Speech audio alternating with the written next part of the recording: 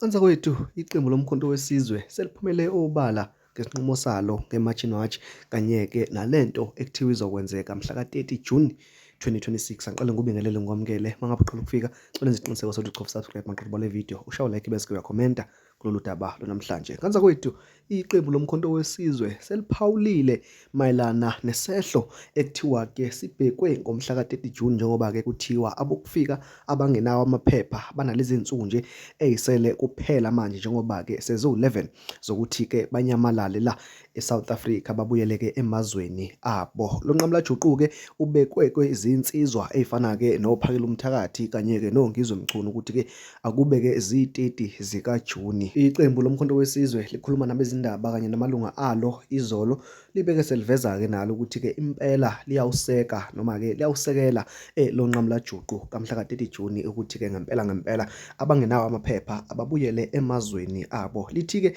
iqembu lomkhonto wesizwe liyacela ukuthi-ke abantu abazobe bekhona bacela ukuthi-ke bey'phathe ngendlela elungile, kungabikho ukulutha noma-ke ukutapa, kungabikho ukushayana kanye-ke nokulimazana. Umkhulumeli weqembu-ke echaza uthi-ke bayawagqugquzela futhi-ke bayawacela namalunga aleqembu lomkhonto wesizwe ukuthi-ke abe khona kuwo wonke ama-match azobenziwa eSouth Africa. Ngicela ukuthi-ke sizwele, ungakhohlwa ukusubscribe nokulike, sihlangane kwividiyo elandelayo. Ngiyabonga. The party supports the planned march and the related activities and encourages members to participate in a disciplined and lawful manner.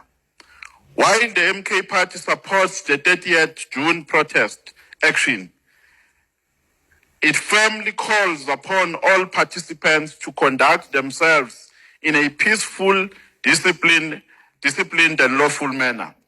The party condemns any acts of violent intimidation, disruption of property, looting, and criminality that may arise during the course of the march.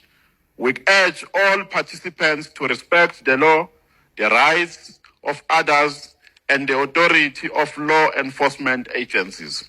The purpose of the march is to peacefully express the concerns of South Africans, and any acts of violence or looting will not be supported or condoned by the party.